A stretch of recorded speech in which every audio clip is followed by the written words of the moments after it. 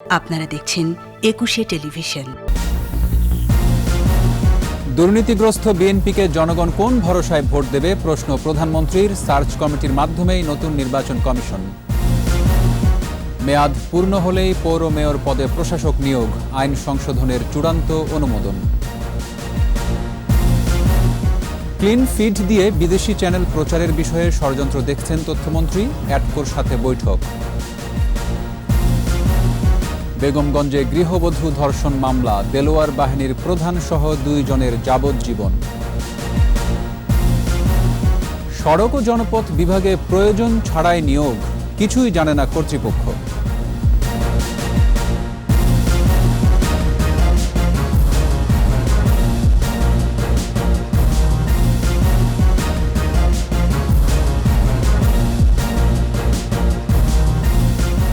শুনছিলেন first security ইসলামী bank limited সংবাদ শিরোনাম। আমন্ত্রণ রাত 11টার একুশের সংবাদে, সাথে আছি রক্তিম ত্রিপুরা। দর্শক, একুশে টেলিভিশনের সংবাদ একই সাথে সরাসরি দেখতে পাবেন আমাদের ফেসবুক পেজ www.facebook.com/2124 অনলাইনে। এছাড়া সংবাদে আরও থাকছে: গোপন সম্পদ ও লেনদেনের তথ্য ফাঁস করল প্যান্ডোরা পেপারস, তালিকায় রাষ্ট্র ও সরকার প্রধান সহ প্রভাবশালীদের নাম।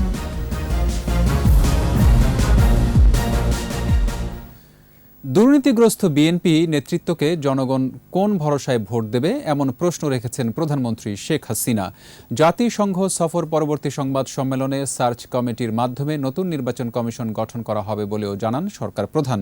ক্ষমতা নিষ্কণ্টক করতে জিয়াউর রহমান সামরিক বাহিনীতে হত্যাকাণ্ড ঘটিয়েছে বলেও মন্তব্য করেন প্রধানমন্ত্রী। রিপোর্ট আকবর হোসেন সুমনের। জাতিসংঘের ৭৬তম অধিবেশন শেষে বিশ্বসভার আদ্যপান্ত তুলে ধরতে গণভবনে প্রধানমন্ত্রী শেখ হাসিনার সংবাদ সম্মেলন। আন্তরিক শুভেচ্ছা জানাচ্ছি। প্রায় ১.৫ বছর পর আবারও গণমাধ্যমের মুখোমুখি হলেন প্রধানমন্ত্রী। সূচনা বক্তব্যেই জানিয়ে দেন মহামারী করোনা ও রোহিঙ্গা ইস্যুতে বাংলাদেশের স্পষ্ট অবস্থান। নিউ ইয়র্ক অবস্থানকালে আমরা অত্যন্ত ব্যস্ত সময় কাটে। প্রশ্নোত্তর পর্বে উঠে আসে সমসাময়িক নানা ইস্যু। রোহিঙ্গা প্রত্যাবাসনে তাগিদ থাকলেও আন্তর্জাতিক সংস্থার ব্যবসায়ী মুখ্য বলে আক্ষেপ করেন প্রধানমন্ত্রী। রিফিউজি থাকলে কিছু লোকের বোধহয় একটু লাভই হয়, সেটাকেই যতটা বেশি তারা দেখে ততটা হয়তো তাদের প্রত্যাবাসনের দিকে দেখে না।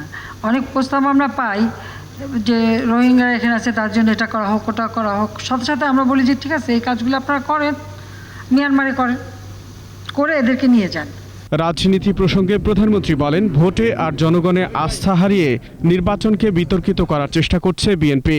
একজন এতিমের অর্থ আত্মসাৎ করে সাজাপ্রাপ্ত আসামি, আর একজন ঠিক 21 আগস্ট গ্রেনেড হামলা, 10টা অস্ত্র মামলা সহ অগ্নিসন্ত্রাস নানা ধরনের কর্মকাণ্ডের ফলে দেশান্তরী সাজাপ্রাপ্ত আসামি, তাদেরকেই নেতৃত্বে রেখেছে। তাহলে জনগণ কোন ভরসায় ওই দলকে ভোট দেবে, আমাকে সেটা বুঝে বলেন। ৭৫ পরবর্তী সময়ে জিয়াউর রহমান সংগঠিত সামরিক হত্যাকাণ্ডের বিষয়ে তথ্য সংগ্রহের তাগিদ দেন সরকার প্রধান। জিয়াউর রহমান ক্ষমতায় থাকা অবস্থায় যে বারবার কু হয়েছে এবং বিভিন্ন কারাগারে যে ফাঁসি হয়েছে, সেই হিসাবটা কিন্তু কেউ নেয়নি। তো এখন যেটা বের হচ্ছে, আমার মনে হয় এটা আরও বের হওয়া দরকার এবং আরও তথ্য নিয়ে আসা দরকার। উঠে আসে আগামী নির্বাচন ও নির্বাচন কমিশন প্রসঙ্গ। মহামান্য রাষ্ট্রপতি একটা সার্চ কমিটি করবেন, তার মাধ্যমে নির্বাচন কমিশন গঠন হবে, সেভাবে হবে। ই কমার্সের নামে টাকা হাতিয়ে নেওয়া প্রতিষ্ঠানের বিষয়ে ব্যবস্থা নেওয়ার আশ্বাস দেন প্রধানমন্ত্রী। এই টাকাগুলি তারা যারা নিয়েছে তাদের কোথায় টাকাগুলি রেখেছে, কোথায় পাচ্ছে, এগুলি নিয়ে তদন্ত হচ্ছে এবং তদন্ত হলে যখনই এগুলি পাওয়া যাবে সেভাবে আমরা ফেরত দেব।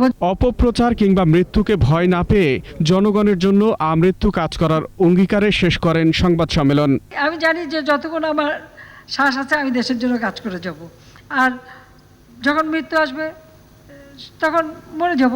আকবর হোসেন সুমন, একুশে টেলিভিশন, ঢাকা। 5 বছরের মেয়াদ পূরণ হলেই পৌরসভায় মেয়র পদে প্রশাসক নিয়োগ করা হবে। সরকারি কর্মকর্তা কিংবা যোগ্য কাউকে 6 মাসের জন্য নিয়োগ দিতে পারবে সরকার, এমন বিধান রেখে স্থানীয় সরকার পৌরসভা আইন সংশোধনে চূড়ান্ত অনুমোদন দিয়েছে মন্ত্রিসভা। প্রধানমন্ত্রী শেখ হাসিনার সভাপতিত্বে সভার নিয়মিত বৈঠকে অত্যাবশ্যক পরিষেবা আইনের নীতিগত অনুমোদনও এসেছে। রিপোর্টে আরও জানাচ্ছেন মোহাম্মদ নুরুন নবী। প্রধানমন্ত্রী শেখ হাসিনার সভাপতিত্বে প্রায় 1 মাস পর বসল মন্ত্রিসভার নিয়মিত বৈঠক। গণভবন ও মন্ত্রিপরিষদ বিভাগ দুই প্রান্তে মিলিয়ে বৈঠকে অনুমোদন পেয়েছে মোট 3টি আইন। পৌরসভাগুলোতে জনঘনত্ব 1500 থেকে বাড়িয়ে 2000 এবং একাধারে 12 মাস কর্মকর্তা কর্মচারীর বেতন ভাতা বন্ধ থাকলে পৌরসভার মর্যাদা বাতিলের বিধান রেখে স্থানীয় সরকার পৌরসভা আইন অনুমোদন পেয়েছে। পরে সংবাদ সম্মেলনে মন্ত্রিপরিষদ সচিব জানান, মামলা মোকদ্দমা ও নির্বাচন না হওয়ার দোহাই দিয়ে পৌরসভার চেয়ারম্যানদের স্বপদে বহালের সুযোগ আর থাকছে না। এই আইনটা যখনই আপনার পাস হয়ে যাবে পার্লামেন্টে, তারপরেই আপনার লোকাল গভর্নমেন্ট আপনার ইনিশিয়েটিভ নিয়ে যারা আছে তাদের বাদ করে দিয়ে আপনার প্রশাসক, ওই যে 2টা ক্যাটাগরি বললাম, প্রশাসনিক অভিজ্ঞতা সম্পন্ন কোনো সরকারি কর্মকর্তা অথবা সরকার যদি কাউকে যোগ্য মনে করেন তাকে দিন। এখন থেকে কিছু সুনির্দিষ্ট সেবাকে সর্বোচ্চ 6 মাসের জন্য জরুরি সেবা ঘোষণা করতে পারবে। এই সময়ে আন্দোলন কিংবা অন্য কোনো অজুহাতেই এই সেবা প্রদান বন্ধ করা যাবে না।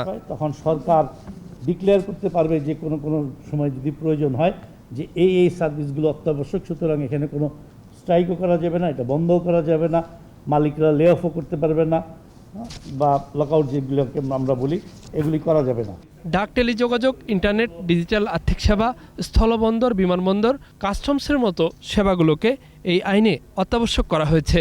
শ্রমিক লেভেলের যদি কেউ শাস্তি করে, 3টা লেভেল আছে, 25,000 বা 50,000 টাকা পর্যন্ত বা 6 মাস পর্যন্ত কারাদণ্ড হতে পারে। আর মালিক রিলেটেড যদি করেন সেক্ষেত্রে 1 লক্ষ টাকা বা 1000 বছর, এক বছর পর্যন্ত জরিমানা।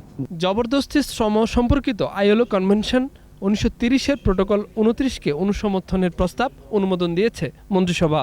অনির্ধারিত প্রসঙ্গে বিশ্ববিদ্যালয় খোলার বিষয় এবং 18 এর নিচে বয়সীদের টিকার আওতায় আনার উদ্যোগ নিয়ে আলোচনা হয় বৈঠকে। মোহাম্মদ নুরুন নবী, একুশে টেলিভিশন, ঢাকা। ইউনিয়ন পরিষদ নির্বাচনে জনগণের কাছে গ্রহণযোগ্য প্রার্থীর নাম পাঠাতে তৃণমূল নেতাদের আহ্বান জানিয়েছেন আওয়ামী লীগ সাধারণ সম্পাদক ওবায়দুল কাদের। এক ভার্চুয়াল সভায় তিনি সতর্ক করে বলেন, টাকার বিনিময়ে বিতর্কিত নাম কেন্দ্রে পাঠানো যাবে না। বিস্তারিত জানাচ্ছেন রিয়াজ সুমন। 11 নভেম্বর দ্বিতীয় ধাপে দেশের 848টি ইউনিয়ন পরিষদের নির্বাচন। 2 অক্টোবর থেকে দলীয় মনোনয়ন ফর্ম বিক্রি শুরু করেছে আওয়ামী লীগ। উৎসব মুখর পরিবেশে চেয়ারম্যান পদের ফর্ম নিচ্ছেন মনোনয়ন প্রত্যাশীরা। যোগ্যতার ভিত্তিতে মনোনয়ন পাওয়ার আশা করছেন তারা। আমি দলের জন্য কাজ করে যাব, মাননীয় প্রধানমন্ত্রীর হাতকে শক্তিশালী করব। মাঠের অবস্থা ভালো, আমি সেই নৌকাকে পাশ করিয়ে নিয়ে আসতে পারবো। দীর্ঘদিন ধরে তার সাথে আমি মানুষের কল্যাণের সাথে কাজ করে আসতেছি। দল যাকে প্রার্থী করবে তার পক্ষেই কাজ করার প্রতিশ্রুতি মনোনয়ন প্রত্যাশীদের। আমাকে মনোনয়ন না দিয়ে অন্য কাউকেও দেয়, তাহলে দলের কখনো অমান্য করব না। আমাকে ছাড়া অন্য কেউ মনোনয়ন দেন, তার ক্ষেত্রে আমার আপত্তি নেই। আমি চেষ্টা করবো আমার নৌকা নেতৃত্ব দেওয়া প্রার্থী যে বিজয়ী হবে তার প্রতি আমার শ্রদ্ধা থাকবে। এদিকে সিরাজগঞ্জ 6 আসনের প্রয়াত সংসদ সদস্য হাসিবুর রহমান স্বপনের স্মরণ সভায় ভার্চুয়ালি যোগ দিয়ে আওয়ামী লীগ সাধারণ সম্পাদক বলেন, ইউনিয়ন পরিষদ নির্বাচনে জনগণের কাছে গ্রহণযোগ্য প্রার্থীদের নাম কেন্দ্রে পাঠাতে হবে। গ্রহণযোগ্য ব্যক্তিদের নাম পাঠান। কেউ কেউ মনন বাণিজ্য করেন, কষ্ট লাগে। টাকা খেয়ে একটা খারাপ লোকের নাম তালিকায় পাঠান অনেকে। এই অপকর্ম থেকে বিরত থাকতে নেত্রী নির্দেশ দিয়েছেন। জনগণের ভাগ্য উন্নয়নে রাজনীতি করতে নেতাকর্মীদের প্রতি আহ্বান জানান আওয়ামী লীগ সাধারণ সম্পাদক। জনগণের ভাগ্য বদলের জন্য। রিয়াজ সুমন, একুশে টেলিভিশন, ঢাকা। বিজ্ঞাপন ছাড়া অনুষ্ঠান বা ক্লিন ফিড দিয়ে বিদেশি চ্যানেল প্রচারে আইন কার্যকর করা হয়েছে সবার সম্মতিতেই। কিন্তু দেশ ও দেশের বাইরে থেকে একটি মহল বিভ্রান্তি ছড়াচ্ছে বলেও অভিযোগ করেছেন তথ্য ও সম্প্রচার মন্ত্রী ডক্টর হাসান মাহমুদ। টেলিভিশন মালিকদের সংগঠন অ্যাটকোর সাথে বৈঠকে তিনি এসব কথা বলেন। আর অ্যাটকো বলছে, শতভাগ ডিজিটালাইজড না হয়েও বিশ্বের প্রায় সব দেশে এ ধরনের আইন কার্যকর থাকলেও বাংলাদেশে কেন নয়? মোহাম্মদ নুরুন নবীর আরেকটি রিপোর্ট। প্রায় 1200 কোটি টাকার একটি বিজ্ঞাপন বাজার দেশের টেলিভিশন শিল্পে। বিদেশি চ্যানেলে বিজ্ঞাপন প্রচারে আর্থিকভাবে ক্ষতিগ্রস্ত হয় দেশ। কেবল আইন 2006-এর মতে এ ধরনের বিজ্ঞাপন প্রচার নিষিদ্ধ আগেই ছিল। এতদিন ছাড় দেওয়া হয়েছে নানান বাস্তবতায়।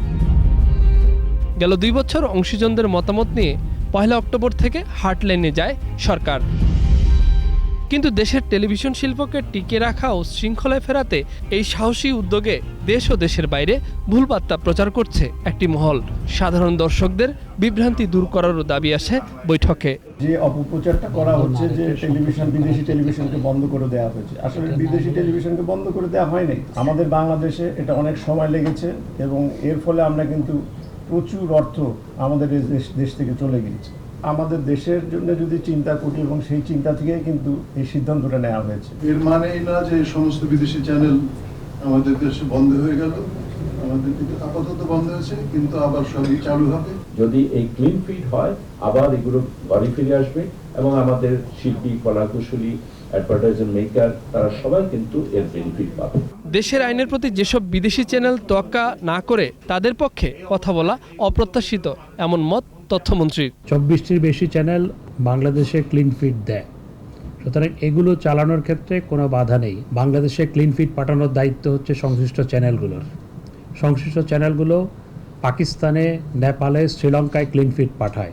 দেশের আইন ভঙ্গ করলে প্রয়োজনে কেবল অপারেটরদের লাইসেন্স বাতিল করে নতুনদের সুযোগ দেবার পরিকল্পনার কথাও জানান ডক্টর হাসান মাহমুদ। আমাদের কাছে হাজার হাজার দরখাস্ত জমা পড়া আছে যে আরও দেশের বহু মানুষ কেবল অপারেটিং লাইসেন্স চায়। মোহাম্মদ নুরুন নবী, 21 টেলিভিশন, ঢাকা। নোয়াখালীর বেগমগঞ্জে গৃহবধূ ধর্ষণ মামলায় 2 জনকে যাবজ্জীবন কারাদণ্ড দিয়েছেন আদালত। সেই সাথে 50,000 টাকা জরিমানা, অনাদায়ে আরও 3 মাসের সশ্রম কারাদণ্ডের আদেশ দেওয়া হয়েছে। নোয়াখালী প্রতিনিধির সহায়তায় মুশফিকা নাজনীনের রিপোর্ট। সকালে আদালতে নেওয়া হয় আসামি দেলোয়ার হোসেন দেলু ও তার সহযোগী আবুল কালামকে।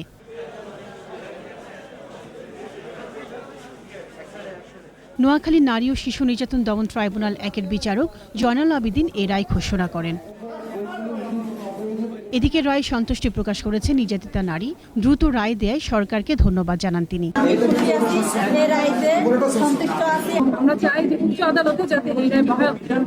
বাংলাদেশে নারী ও শিশু নির্যাতনের যে ঘটনাগুলো ঘটতেছে আজকের রায়ের মাধ্যমে এবং সারা বাংলাদেশে একটা মেসেজ যাবে অপরাধীদের কাছে যে অন্যরা এই রায় থেকে তারা শিক্ষা নিবে।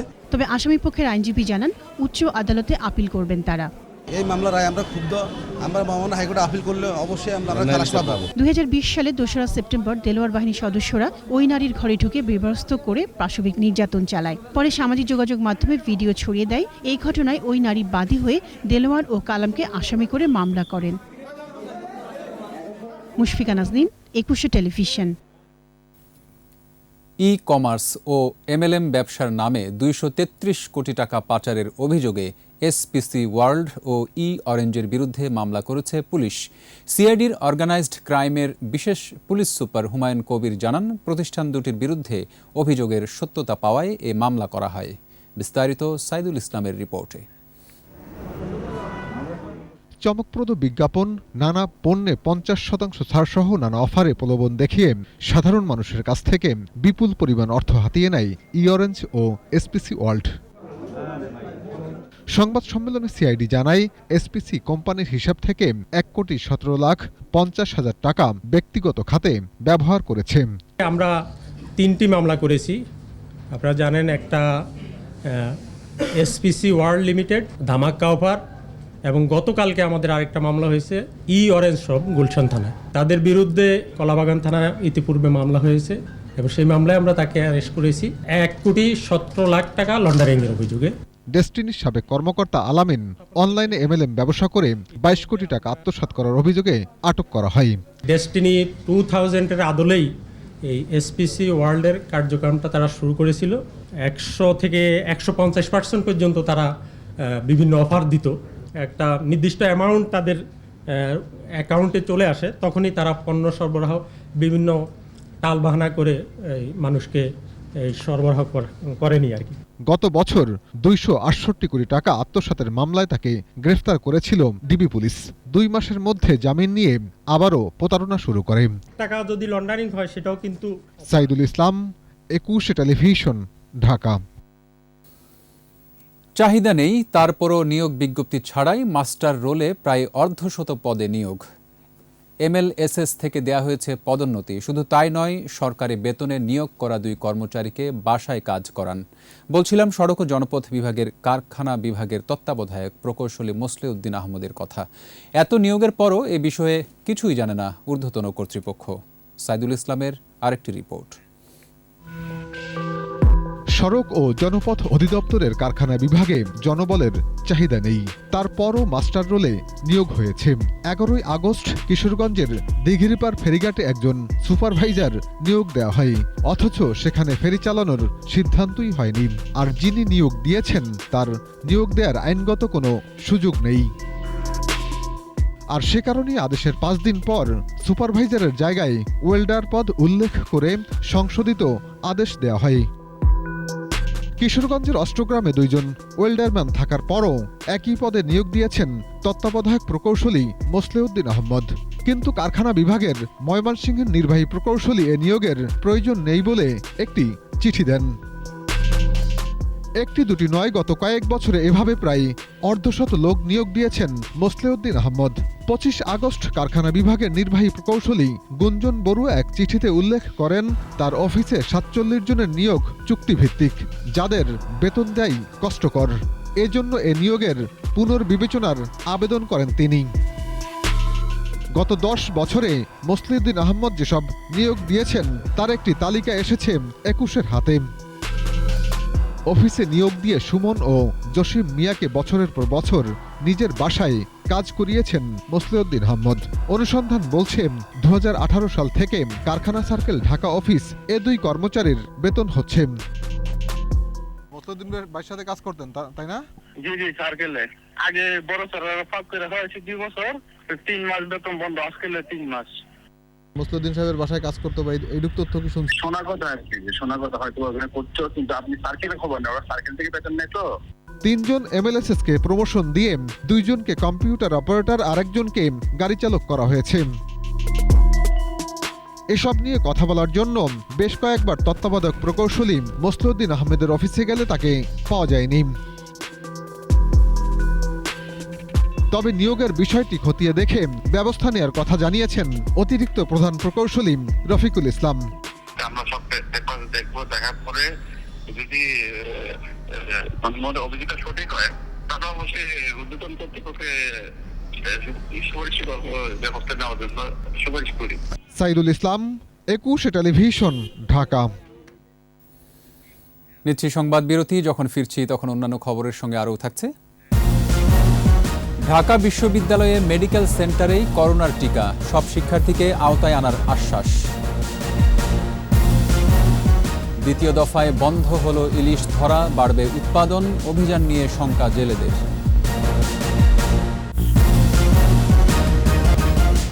আমন্ত্রণ আবারও রাত 11:21 সংবাদে। করোনায় 24 ঘন্টায় আরও 18 জনের মৃত্যু হয়েছে। মৃতের সংখ্যা বেড়ে 27,591। স্বাস্থ্য অধিদপ্তরের সর্বশেষ তথ্য বলছে 821টি ল্যাবে 24,928 নমুনা পরীক্ষায় শনাক্ত 794। মোট শনাক্ত 15,58,758। নতুন 834 জনসহ সুস্থ 15,19,588। পরীক্ষা বিপরীতে দৈনিক সংক্রমণ হার 3.19%, সুস্থতা 97% বেশি ও মৃত্যু হার 1.77%। দেশে এ পর্যন্ত করোনা পরীক্ষা হয়েছে 98 লাখের বেশি।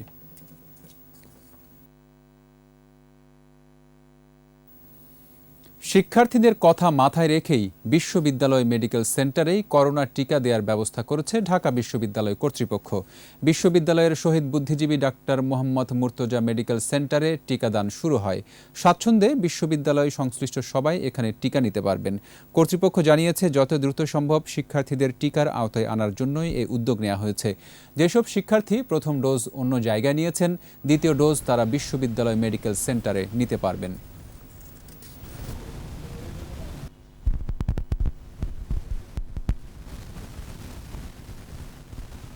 এই 2 মাস হয়ে গেছে, ভ্যাকসিনের মেসেজ আসে না। পরে যখন ভার্সিটি কর্তৃপক্ষ ভ্যাকসিনদের নোটিশ দিল, তো এই জন্য আজকে নিতে এসেছি। ছাত্রদের জন্য আলাদা আমাদের বিশ্ববিদ্যালয় ব্যবস্থা করেছে, আমাদের জন্য এটাই ভালো। এই প্রোগ্রামটা আরও অনেক আগে করা উচিত ছিল, যখন থেকে ভ্যাকসিন কার্যক্রম শুরু হয়েছে। তো দেরিতে হলেও যে করেছে, এজন্য আমরা অনেক খুশি। প্রতিদিন ১৫০০-এর বেশি মানুষ প্রবেশ করছে রাজধানীতে, যাদের বেশিরভাগই নদী ভাঙন সহ নানা প্রাকৃতিক দুর্যোগের শিকার। জীবন জীবিকার তাগিদে এসে প্রথমে আশ্রয় নিচ্ছেন ফুটপাতে, স্টেশনে, আর কাজ জুটলে উঠছেন বস্তিতে। অল্প জায়গায় গাদাগাদি করে বসবাস, সাথে অগ্নিকাণ্ডে সর্বস্ব হারানোর ঝুঁকির মধ্যে বসবাস করতে হচ্ছে তাদের। মানিক শিকদারের রিপোর্ট। একটি নিরাপদ বাসস্থান মানুষের মৌলিক অধিকারের অন্যতম, কিন্তু নদী ভাঙন সহ নানা প্রাকৃতিক দুর্যোগ ও ভাগ্য বিড়ম্বনায় বহু মানুষ এখনও এই অধিকার বঞ্চিত। বাস্তুহারা এসব মানুষের পাশাপাশি জীবিকার প্রয়োজনে গ্রাম ছেড়ে অনেকে আসছেন রাজধানীতে, কিন্তু পর্যাপ্ত আবাসন ব্যবস্থা না থাকায় বিভিন্ন স্টেশন, ফুটপাথেই রাত কাটান হতদরিদ্র মানুষগুলো। বাংলাদেশ পরিসংখ্যান ব্যুরো বলছে, স্বাধীনতার পর ১৯৭৪ সালের প্রথম আদমশুমারিতে রাজধানীতে জনসংখ্যা ছিল মাত্র ১৬ লাখ। বর্তমানে এ সংখ্যা প্রায় ২ কোটি। বছরে যুক্ত হচ্ছেন ৬,১২,০০০ মানুষ। একদিকে অপরিকল্পিত মহানগর, সাথে বাড়তি মানুষের চাপে গড়ে উঠছে বস্তি, যাতে মাথা গোঁজার ঠাঁই হচ্ছে নিরুপায় মানুষগুলোর। নিম্ন আয়ের ৬ লাখেরও বেশি মানুষের বসবাস ঢাকার বস্তিগুলোতে। কারণ আপনাদের ফ্ল্যাটে দেওয়া থাকতে পারবো না, যে টাকা কামাই করি এই টাকা দেওয়া সম্ভব না। আলো বাতাসহীন অস্বাস্থ্যকর পরিবেশ, তারপরও আয়ের বেশিরভাগই ভাড়া হিসেবে গুনছেন বস্তিবাসীরা। ভাড়া দিতে তো অবশ্যই সমস্যা হয়, যদি কামাই রোজি না হয় বাইরে, তাহলে আমরা ভাড়া দিব কি করে? প্রচুর মশা আছে, আমার বাচ্চা অসুস্থ বর্তমান ডেঙ্গু। অগ্নিকাণ্ড সহ বিভিন্ন দুর্ঘটনায় জীবন ও সম্পদ হারানোর ঝুঁকি তো রয়েছেই। এখানকার প্রতিটি কক্ষে ৪ থেকে ৬ জন মানুষ বসবাস করেন। নাগরিক যে সুযোগ সুবিধা থাকার কথা, তা থেকেও বঞ্চিত হচ্ছেন অনেকেই। এদিকে বিশ্ব বসতি দিবসের এক আলোচনায় বস্তিবাসীদের জন্য আধুনিক ফ্ল্যাট নির্মাণ সহ ভূমিহীন ও গৃহহীনদের মানসম্মত আবাসনের কথা জানিয়েছেন গৃহায়ন ও গণপূর্ত মন্ত্রণালয়ের সচিব ও প্রতিমন্ত্রী। নিম্ন মধ্যম আয়ের জনসাধারণের জন্য ৭,১০৫টি ফ্ল্যাট নির্মাণ কার্যক্রম চলমান আছে। টেকসই উন্নয়ন অভিষ্ট ২০৩০ কার্বন নিঃসরণের হ্রাসের মাধ্যমে টেকসই নিরাপদ নগর গড়ার পরিকল্পনার কথা বলা হয়েছে। মুজিব বর্ষে কোনো মানুষ গৃহহীন থাকবে না, এমন প্রতিশ্রুতি রয়েছে সরকারের। দেশব্যাপী ভূমি ব্যবহার পরিকল্পনা প্রণয়ন। মানিক শিকদার, ২১শে টেলিভিশন, ঢাকা। প্রজনন বৃদ্ধি ও উৎপাদন বাড়ানোর লক্ষ্যে দ্বিতীয় দফায় আজ থেকে ২৫ অক্টোবর পর্যন্ত সারা দেশে ইলিশ আহরণ বন্ধ থাকবে। এবছর আশানুরূপ উৎপাদন হলেও দাম বেশি হওয়ায় ইলিশ কিনতে পারেননি সাধারণ মানুষ। এদিকে এখনও ইলিশের পেটে ডিম না আসায় সংরক্ষণ অভিযান নিয়ে শঙ্কায় জেলেরা। প্রতিনিধিদের সহায়তায় মাসুম আলিসার রিপোর্ট। আশ্বিনের ভরা পূর্ণিমার আগে ও পরে ১৫ থেকে ১৭ দিন ইলিশের ডিম ছাড়ার সময়। এই সময়কে বিবেচনায় নিয়ে এবছরও ২২ দিন ইলিশ ধরা নিষিদ্ধ ঘোষণা করা হয়েছে। এ সময় ইলিশ আহরণ, বিপণন, ক্রয় বিক্রয়, পরিবহন, মজুত ও বিনিময় সম্পূর্ণ বন্ধ থাকবে। ভোলায় ইলিশের খরা কাটিয়ে ওঠার পাশাপাশি রপ্তানির সুযোগে দামও ভালো পাচ্ছিলেন ব্যবসায়ীরা। তবে নদীতে মাছ আসার সময় নিষেধাজ্ঞা দেওয়ায় হতাশ তারা। এই অভিযানটা যদি আরো অন্তত ১৫ দিন পাচ্ছিয়ে দিত বা 10 দিন পাচ্ছিয়ে দিত, তাহলে জেলেরা অন্তত কিছু মাছ ধরে উপকৃত হইতো। সরকার সাহায্য দেয়, আমরা জেলেরা পাই না। জেলেরা বলছেন, ইলিশের পেটে এখনো ডিম না আসায় সরকারের ইলিশ সংরক্ষণ অভিযান ব্যর্থ হতে পারে। এছাড়া জেলেদের জন্য বরাদ্দের চাল সময় মতো দেওয়ারও দাবি তাদের। মাছের এখনো ডিমই আসে নাই, ডিম না আসতে অভিযান দিয়ে এটা কেমন অভিযান হবে এটা জানি। সরকার ইতিমধ্যে ভোলা জেলার জন্য ১,৩২,০০০ নিবন্ধিত জেলে পরিবারের মাঝে চালের বরাদ্দ প্রদান করেছেন। এদিকে ঘাটে ফিরে এসেছেন পটুয়াখালীর জেলেরা। চলছে জালসহ মাছ ধরা সরঞ্জাম মেরামতের কাজ। বন্ধ রাখা হয়েছে বরফ কলের উৎপাদন। আর প্রশাসনের পক্ষ থেকে নেওয়া হয়েছে কঠোর নজরদারির ব্যবস্থা। এই 10 দিন মনে করেন একটু চাইলেও ভালো হইতে দিন, আপনারা মনে করেন যেতে পারতে। কিছু দুষ্ট জেলে যারা আছে, যারা আসলে এই আইনকে অনেক সময় অমান্য করতে চায়, আমরা তাদের সবাই মিলে চেষ্টা করব যাতে তারা এই আইন অমান্য না করতে পারে। এদিকে জেলেদের দাবি অনুযায়ী ইলিশ শিকারে নিষেধাজ্ঞার সময় পরিবর্তনের প্রক্রিয়া চলছে বলে জানিয়েছেন মৎস্য ও প্রাণী সম্পদ মন্ত্রী। ভারতের যে প্রান্তের সঙ্গে বাংলাদেশ প্রান্ত সংযুক্ত, আমরা একই সময় যাতে মৎস্য আহরণ বন্ধ রাখা যায়, সেই প্রক্রিয়াটা আমরা নীতিগতভাবে ঐক্যমত হয়েছে। চাঁদপুরের ৬০ নল থেকে হাইমচর ৬০ কিলোমিটার এলাকায় ডিম ছাড়ে ইলিশ। তাই মা ইলিশ রক্ষায় বিশেষ তদারকি করবে প্রশাসন ও মৎস্য বিভাগ। আমরা কিভাবে বাঁচতে পারি, খাইতে পারি, সংসার লয়া, ফ্যামিলি লয়া, বাল বাচ্চা লয়া, সরকার যাতে এটার দিকে একটু ফলো করে। মা ইলিশ ও জাটকা রক্ষা কার্যক্রম সফল হওয়ায় ইলিশের উৎপাদন বাড়ছে বলে জানান ইলিশ গবেষক। ইলিশের ডিমের ডায়ামিটার সবথেকে বেশি থাকে, জিএসআই গোনাডোসোমেটিক ইনডেক্স ভ্যালু, অর্থাৎ সর্বোচ্চ পরিপক্কতা থাকে। 12 বছরে দেশে ইলিশের উৎপাদন বেড়েছে 79%। চলতি অর্থবছর উৎপাদন 6 লাখ টনে পৌঁছবে বলে আশা করা হচ্ছে। মাসুম আলিসা, একুশে টেলিভিশন। ইলিশ রক্ষা আন্দোলনে জনপ্রতিনিধি ও প্রশাসনকে একসাথে কাজ করার আহ্বান জানিয়েছেন শিক্ষামন্ত্রী ডাক্তার দীপু মনি। চাঁদপুর জেলা শিল্পকলা একাডেমিতে 6 দিনের পুষ্টি 13তম ইলিশ উৎসবে তিনি বলেন, মা ইলিশ সংরক্ষণ ও জাটকা নিধন রোধে সকল কর্মসূচি বাস্তবায়ন করে চলেছে সরকার। এ সময় টিকে গ্রুপ এর পরিচালক মোহাম্মদ মোফাজ্জল হক, চতুরঙ্গ সাংস্কৃতিক সংগঠনের উপদেষ্টা ও ইলিশ উৎসবের আহ্বায়ক কাজী শাহাদাত সহ অন্যান্যরা উপস্থিত ছিলেন।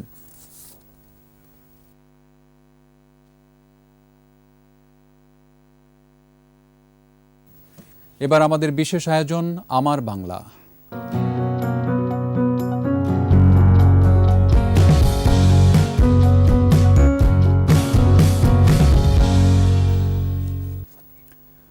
গাজীপুর সাফারি পার্কে জন্ম নিয়েছে নীলগাইয়ের 2টি শাবক। তারা সুস্থ আছে। নীলগাইয়ের বংশ বিস্তার নিয়ে আশাবাদী হয়ে উঠেছে বঙ্গবন্ধু শেখ মুজিব সাফারি পার্ক কর্তৃপক্ষ। একসময় দেশে নীলগাই থাকলেও বনাঞ্চল কমে যাওয়া এবং শিকারীদের লোভে প্রায় 80 বছর আগেই বিলুপ্ত হয়েছে প্রাণীটি।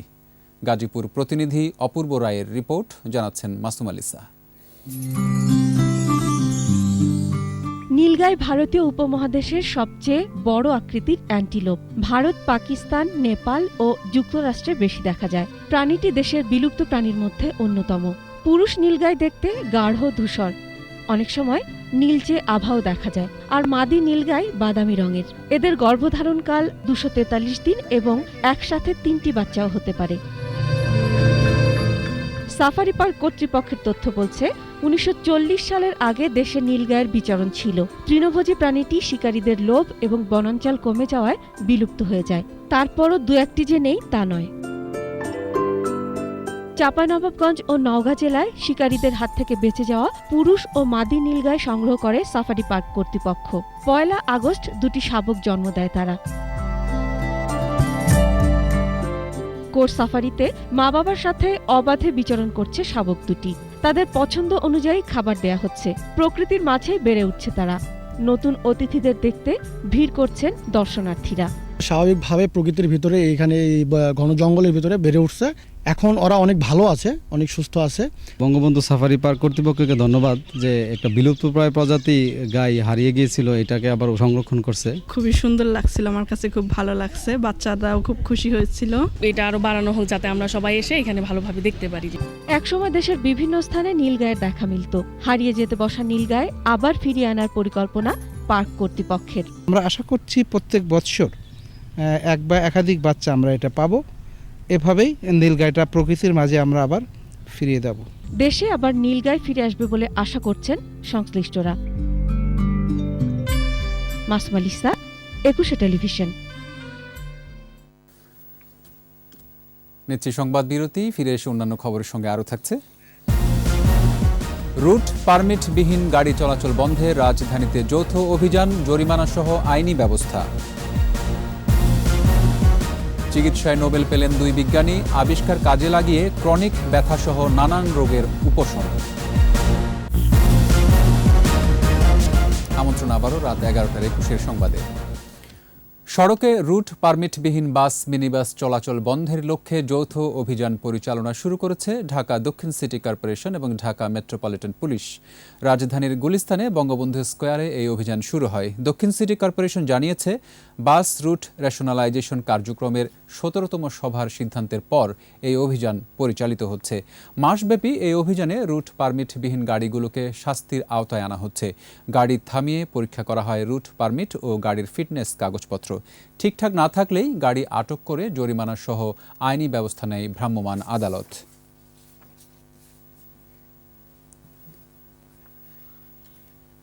সিগারেটে স্বাস্থ্য ঝুঁকি কোনো অংশেই কম নয়, বরং কোনো কোনো ক্ষেত্রে সাধারণ সিগারেটের চেয়ে অনেক বেশি। কার্সিজেন, টক্সিন, ক্রোমিয়াম ও সীসার মতো কমপক্ষে ৮০ ধরনের ক্ষতিকর উপাদান রয়েছে সিগারেটে। এমন তথ্যই উঠে আসে ঢাকা আহসানিয়া মিশনের এক গবেষণায়। মফিউর রহমানের রিপোর্ট।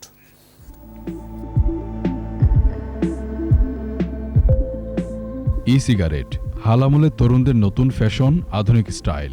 অধিক ধোঁয়া এবং বৈচিত্র্যপূর্ণ সুবাসের কারণে অনেকেই ঝুঁকছেন সিগারেটে। কিন্তু এর ক্ষতি কতটুকু তা নিয়ে কোনো ধারণা নেই বেশিরভাগেরই। অনেকেই মনে করেন সাধারণ সিগারেটের চেয়ে এতে স্বাস্থ্য ঝুঁকি কম। তবে ভিন্ন বার্তা মিলছে ঢাকা আহসানিয়া মিশনের এক গবেষণায়। জাতীয় প্রেস ক্লাবে সংবাদ সম্মেলনে সিগারেট নিয়ে নিজেদের গবেষণা প্রতিবেদন তুলে ধরে সংস্থাটি। দেখা যায় সাধারণ সিগারেটের মতোই ক্ষতির শিকার হচ্ছেন সিগারেট ব্যবহারকারীরা। বিভিন্ন বিশ্ববিদ্যালয়ের ধূমপায়ী শিক্ষার্থীদের উপর চালানো হয় এই গবেষণা। দেশে বর্তমানে প্রত্যক্ষ ধূমপায়ের সংখ্যা প্রায় ৩.৫ কোটি, যাদের দ্বারা পরোক্ষভাবে ক্ষতিগ্রস্ত হন আরও ৪ কোটি মানুষ। আলোচনায় অংশ নিয়ে বিশেষজ্ঞরা বলেন, ব্যবসায়ীরা কৌশল পরিবর্তন করে নতুনভাবে সিগারেট তুলে দিচ্ছে নতুন প্রজন্মের হাতে। যদি সিগারেট বাজারে এইভাবে চলে আসে তাহলে আমি নিশ্চিত, এখন যে প্রায় ১ কোটির মতো মাদকাসক্ত বাংলাদেশে আছে আমাদের জরিপে, এইটার সংখ্যা কিন্তু আগামী ২ বছরের মধ্যে ২ কোটি হয়ে যাবে। যদি সিগারেট আমাদের এখনই এই তামাক নিয়ন্ত্রণ আইনের মধ্যে সংযুক্ত করে এইটার ব্যবহারও পাবলিক প্লেসে বন্ধ না করা হয়। স্বাস্থ্য ও পরিবার কল্যাণ মন্ত্রণালয় সম্পর্কিত স্থায়ী কমিটির সদস্য ডাক্তার আব্দুল আজিজ বলেন, শিগগিরই এই বিষয়টি সংসদে তোলা হবে। ধূমপান ও তামাক পণ্যের ব্যবহার কমাতে সচেতনতা বাড়ানোর কথা বলেন তিনি। ডেফিনেটলি এটা নিয়ে আমরা আগেই কথা বলছি, এখনো কথা বলে, এবং যত দ্রুত সময়ে এই আইনটা আবার সংসদে আনা যায় সে ব্যাপারে অবশ্যই আমি সংসদের স্ট্যান্ডিং কমিটিতে তুলে ধরব। দক্ষিণ এশিয়ার কয়েকটি সহ বিশ্বের ৪০টি দেশে সিগারেট নিষিদ্ধ। বাংলাদেশেও নিষিদ্ধের সুপারিশ ঢাকা আহসানিয়া মিশনের। মফিউর রহমান, একুশে টেলিভিশন, ঢাকা। এবার SIBL ব্যবসা বাণিজ্যের খবর।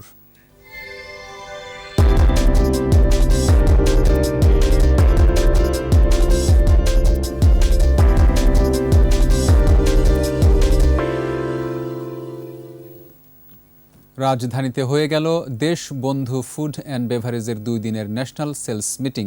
অনুষ্ঠানে কোম্পানির পণ্যের গুণগত মান উন্নয়ন, পণ্যের বিক্রি বাড়াতে সার্বিক আলোচনা হয়। এছাড়া আরেকটি নতুন পণ্য দেশ বন্ধু পাইন অ্যাপেল ড্রিঙ্কস শিগগিরই বাজারে আসবে বলে জানানো হয়। উপস্থিত ছিলেন প্রতিষ্ঠানটির ব্যবস্থাপনা পরিচালক গোলাম রহমান, CEO ও director Tofazzal Hossain, brand ambassador চিত্রনায়ক ফেরদৌস আহমেদ, জেনারেল ম্যানেজার জগলুল রহমান সহ ডিপো হোল্ডার, ডিস্ট্রিবিউটর, SM, ZSMরা। শেষ করছি শিশুদের সার্বিক বিকাশ বিষয়ক প্রতিবেদন দিয়ে। সুন্দর পৃথিবী গড়বে আগামীর শিশু। বাসযোগ্য ধরিত্রী গড়তে শিশুর সার্বিক বিকাশ তাই সর্বাগ্রে। অথচ সমাজের বহু সংখ্যক শিশু এখনও ছিন্নমূল। নিত্যকার অবহেলা থেকে তাদেরকে আলোর পথে আনার পরামর্শ মনোবিদদের। প্রণব চক্রবর্তীর রিপোর্ট। সুহা, সামাইরা আর রাহা পিঠাপিঠি 3 বোন। সারাক্ষণের খুনসুটি বলছে এ পৃথিবীর সৃষ্টিই বুঝি তাদের আনন্দ করবার জন্য। পছন্দের খেলনায় আছে বৈচিত্র্যময়তা। এ নিয়ে 3 জনের অসম্ভব সদ্ভাব। সেই ভাবের ঘরে হঠাৎ হঠাৎ নেমে আসে অভিমান, অন্ধকার। লুকাচুরি খেলি আর ধরাধরি খেলি।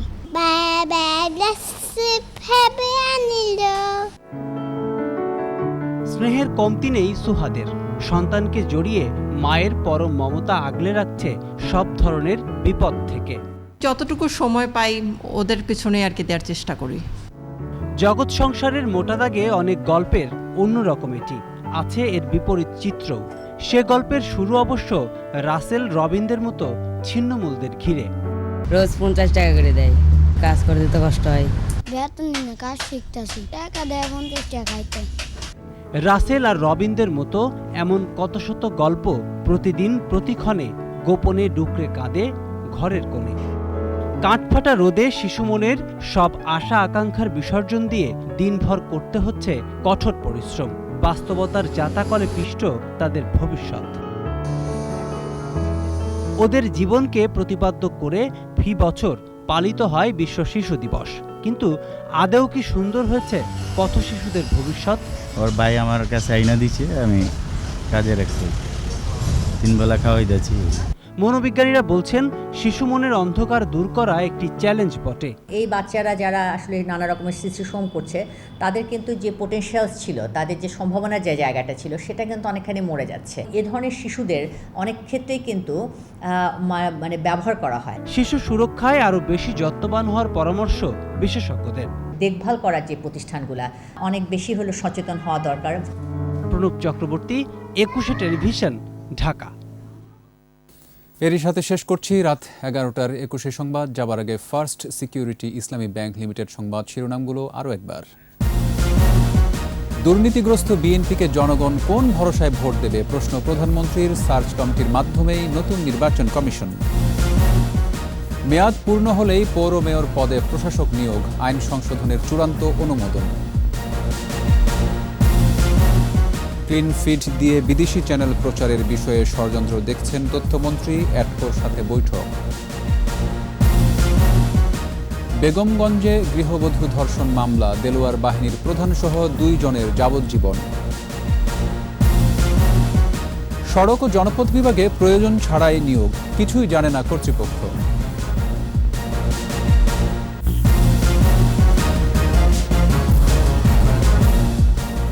সর্বশেষ খবর জানতে ডায়াল করুন 2021 নম্বরে, আর ভিজিট করুন 21-tv.com ওয়েবসাইটে। এছাড়া ফেসবুকে লগ ইন করতে পারেন facebook.com/2124 অনলাইনে।